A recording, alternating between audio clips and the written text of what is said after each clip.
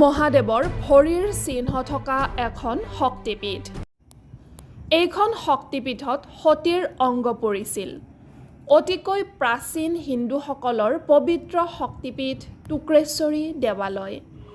বিশাল আকৃতিৰ শিলৰ ওপৰত বিৰাজমান মহাদেৱৰ ভৰিৰ চিহ্ন। এয়া দৰ্শন কৰিবলৈ হ'লে 750টা চিৰি অতিক্ৰম কৰিব লাগিব। এইখন শক্তিপীঠ হৈছে গোৱালপাৰা জিলাত টুক্ৰেশ্বৰী পাহাৰত অৱস্থিত। এই শক্তিপীঠ টুক্ৰেশ্বৰীৰ মূল মন্দিৰটো পাহাৰৰ বিশাল আকৃতিৰ শিলৰ ওপৰত মহাদেৱৰ ভৰিৰ চিহ্ন দেখিবলৈ পোৱা যায়।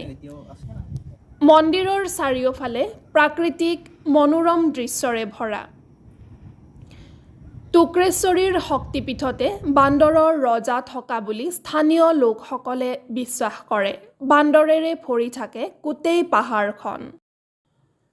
ৰজাদিনীয়া অতি প্ৰাচীন শক্তিপীঠখনত মহাদেৱৰ ভৰিৰ চিহ্ন দৰ্শন কৰিবলৈ হ'লে 750টা চিৰি বগাব লাগিব। বিজনী ৰজা কুমুদ নাৰায়ণে নিৰ্মাণ কৰিছিল এই টুক্ৰেশ্বৰী মন্দিৰ। হিন্দুসকলৰ পবিত্ৰ ঠাই টুক্ৰেশ্বৰী শক্তিপীঠত দুৰ্গা পূজা, নৃত্য পূজা ইত্যাদি উৎসৱ পালন কৰা হয়। মোটামুটি তলৰ পৰা ওপৰ গ'লে 750 ষ্টেপ আছে। তাৰপিছত এইটো পুৰণা মন্দিৰ বিজনী ৰজা কুমুদ নাৰায়ণ ৰাণী অভেশ্বৰী আছিলে। ইয়াতে সতী এটা অংগ পৰিছে, পাৰ্বতী মাৰ লেফেৰাটো পৰিছে। সেইকাৰণে হৈছে টুক্ৰেশ্বৰী দেৱালয় দিছে।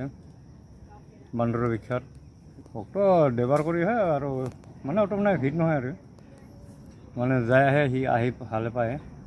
শক্তিপীঠৰ মন্দিৰ না, এতিয়া শিৱ বাবাৰ খোজ আছে, মহাদেৱৰ খোজ আছে। এটা নিত্য পূজা হয় আৰু দিয়া বছৰ এটা দুৰ্গা পূজা হ'ব।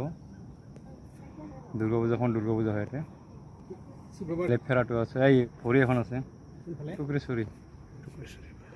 টুক্ৰেশ্বৰী দেৱালয়, টুকুৰা, district Goalpara. News desk report 24 Nalbari.